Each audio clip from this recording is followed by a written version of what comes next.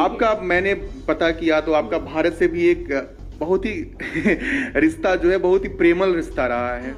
तो आप ये बताएं कि मैं अभी घूम रहा था चितवन में, तो बहुत ही व्यवस्थित शहर लगा, बहुत ही साफ सुथरा, मतलब घूमते हुए ऐसा लगा कि ये भारत का चंडीगढ़ है। हाँ, ओके, एकदम। मैं सबसे पहले मैं आपको इस भरतपुर महानगर पालिका जो नेपाल के बीच सेंटर में है, सेंटर भाग्य ए सिटी में आपको बहुत स्वागत करती हूँ। म यो भन्न चाहन्छु कि भरतपुर महानगरपालिका एकदमै एउटा व्यवस्थित नयाँ सहर एउटाको रूपमा विकास भएको छ। देशकै एउटा केन्द्र भागमा रहेको कारणले गर्दाखेरि र मेरे साथ नरेश जी हैं जो कि हिंदी जानती हैं, रेणु जी ऐसा नहीं कि हिंदी नहीं जानती हैं, लेकिन सबसे ज़्यादा एक्सप्रेशन अपनी भाषा मातृभाषा नेपाली में कर रही हैं। तो जहाँ कहीं भी नहीं समझ पा रहे हैं वहाँ पे नरेश जी बता देंगे। रेणु जी अभी जिन्होंने कुछ तो मैं समझ पाया, लेकिन आप दर्शकों को बताएं कि रेणु जी ने और क्या कहा। सबसे पहले मैं आपको भरतपुर नगर पालिका में स्वागत करना चाहती हूँ। ये बहुत ही व्यवस्थित और बहुत ही जल जंगल जमीन के साथ ही यहाँ के प्राकृतिक स्रोत साधनों से भरीपूर्ण ये जगह मैं आपको स्वागत करना चाहती हूँ। और बहुत ही व्यवस्थित किस्म से इसको डिजाइन किया गया है कह रही हैं। रेणु जी मैं मोटे चीज को ही जी, रेणु जी आपका जीवन जो है वो मतलब जैसे आपके पिता के जीवन में स्ट्रगल जो रहा, उस स्ट्रगल की आप गवाह रही होंगी। मतलब 25 साल तक अंडरग्राउंड रहना, हालांकि प्रचंड जी कहते हैं कि मैं अंडरग्राउंड था तो फ्यूडल एलिमेंट से था और रॉयल पैलेस से था, न कि जनता से था। तो उसके बावजूद भी 25 साल तक अंडरग्राउंड रह के जनयुद्ध चलाना राजशाही के खिलाफ, तब आप कितने साल की थी?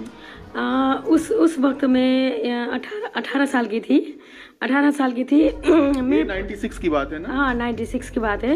18 साल की थे मैं। हिंदी में बोले तो सॉरी। बढ़िया बोल रही हैं, बढ़िया बोल रही हैं। 18 वर्षको थिएँ म। जनयुद्ध सुरु हुँदाखेरि कहाँ रह रही थी उस वक्त? उस वक्त मैं शुरू में तो काठमांडू रहे थे, काठमांडू में थे। जब भूमिगत हुए उस वक्त हम काठमांडू में भूमिगत अवस्था में रहे थे। तो आप तीनों बहनें आप साथ में थी? तीनों दीदी का मैरिज हुआ था। बहन और भाई और मैं भाई बहन को संभालती थी। तो आप भी बताएं रेणु जी कि जब आपकी मुलाकात प्रचंड जी से होती होगी तो मान लीजिए कि वो आंदोलन से आते होंगे, लौट कर आते होंगे, जैसे होता है कि घर में पिता कोई आता है तो घर में सब फैमिली के लोग बैठकर बातें करते हैं, तो आप लोग की कैसी बातें होती थी? एकदम अब त्यो भूमिगत अवस्थामा मैले अघि पनि भनिसकेँ कि बुवा अब जनयुद्धको सर्वोच्च लिडर कमान्डर उहाँ भूमिगत हुँदाखेरि मैले घरको एउटा गार्जियनसिप परिवारको एउटा अभिभावक बनेर भाइ र बहिनीलाई मैले सम्हाल्थेँ। कह रही हैं वो जनयुद्ध के समय में जब वो अपने पिताजी पार्टी के कामों में और जनता के संघर्ष के काम में लगे हुए थे, तो मेरी जिम्मेवारी थी कि मैं भाई और बहनों को उसका गार्जियनशिप दूं, क्योंकि माँ उनके पिताजी के साथ ही अधिकांश समय रहा करती थी। तो कभी कभार मिलना हुआ करता था, जैसे 6 महीने में एक बार। तो मतलब उस समय क्या बातें होती थी ये तो उन्होंने नहीं कहा, लेकिन कह रही हैं कि उस दौरान हमारी बातचीत हुआ करती थी।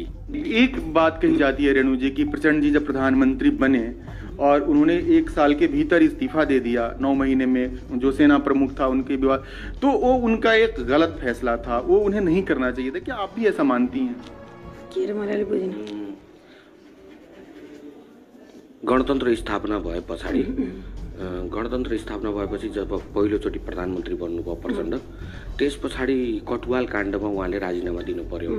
त्यो राजीनामा दिएको कुरालाई प्रचण्डले ठिक डिसिजन गरेनन् भन्ने धेरैको ठम्याइ छ। के तपाईले पनि त्यही ठान्नुहुन्छ कि बुवाले त्यति बेला ठिक गर्नु भएन भन्ने?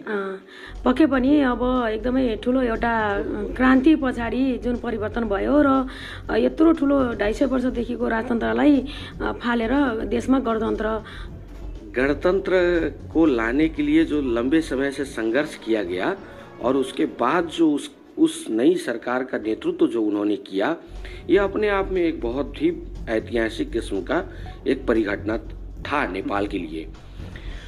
मेरे मन में कभी कभी लगता है कि एक कर्मचारी के विषय में थोड़ा मैं संक्षेप में ही कह देता हूँ। जो पीएलए के लोग थे उनको सेना में लाने के लिए? नहीं, वो बातें नहीं। एक सेना के प्रमुख जो रुकमांगत कटवाल के साथ उनका एक टसल हुआ, एक कर्मचारी के विषय में पिताजी को इतना बड़ा निर्णय नहीं करना चाहिए था। उनके मन में तो लगा कि नैतिकता के आधार में ये तो देना चाहिए रिजिग्नेशन, लेकिन वो मुझे आज के दिनों में भी मैं देखती हूँ तो लगता है कि पिताजी ने शायद थोड़ा जल्दी वो डिसीजन कर दिया। नहीं करते इतना, या तो उसको सेटल करना चाहिए था उस मुद्दे को, या उसमें इतना उलझने की क्या जरूरत थी। वो बस एक सामान्य सा कर्मचारी था। रेणु जी ये कह रही कि वो बड़ा ही भावुक डिसीजन था, उनको थोड़ा सा रुक कर लेना चाहिए था और कोई दूसरा फैसला हो सकता था, ये बहुत सही फैसला नहीं था। सही फैसला नहीं था, ये भी नहीं है। मतलब इतने जल्दीबाजी वो डिसीजन नहीं लेना चाहिए था कि ऐसे लगता है। तो उसका क्या इम्पैक्ट पड़ा प्रचण्ड जी की राजनीति पे? राजनीति में त्यो त्यति नराम्रो इम्प्रेसन भएन, किनभने उहाँले आफ्नो नैतिकताको आधारमा आफूले पाइराखेको पद पनि छोडेर त्यागेर। कह रही हैं, मैं संक्षेप में कह देता हूँ, एक कर्मचारी के विषय में कुछ भी हो जाने के विषय को लेकर जैसे उन्होंने कर्मचारी सेना प्रमुख को बोल रहे हैं, तत्कालीन कर्मचारी कहने का मतलब है तत्कालीन सेनापति रुकमांगत कटवाल, जिससे प्रचण्ड की थोड़ी टसल हो गई थी। तो वो कह रही हैं कि उस विषय को लेकर या तो थोड़ा सा धैर्यता के साथ करते या सब्र के साथ उसको डील करते, नहीं तो अब एक प्रधानमंत्री के रूप में देखते हैं कि सत्ता में बैठने के लिए लोग काफी समय से अपने सही गलत सारे चीजों को ढाक छोप करके वो बैठना चाहते हैं। सेना प्रमुख को देना चाहिए था, ना कि इनको देना चाहिए था। इस्तीफा दे देना वो जनता के हक में उसका एक बहुत बड़ा मैसेज गया और बहुत अच्छी बात है, उसको तो मैं फिर पॉजिटिव मानती हूँ। आपकी भी लखनऊ में ही शादी? हाँ, दो बहन और मैं दोनों का एक ही दिन एक ही समय, दोनों का लखनऊ से लीला होटल था वो लखनऊ में, उस होटल में हमारा शादी हुआ था। तो आप देखिए 2053 साल में। तो अर्जुन पाठक इतनी, मैंने सुना कि इतनी अच्छी हिंदी बोलते हैं, वो पंजाबी भी बोलते हैं। आप वो तो पंजाबी भी बोलते हैं, हिंदी भी बोलते हैं, लेकिन तो उनका जन्म नेपाल गुल्मी जिला में है और छोटे समय में उनके पापा इंडिया में फौज में थे। बाद में फौज में से वो राजीनामा देखे, फिर वो पंजाब में एक बैंक में नौकरी करते थे। वो बच्चे सारे उधर ही रहते थे उनका।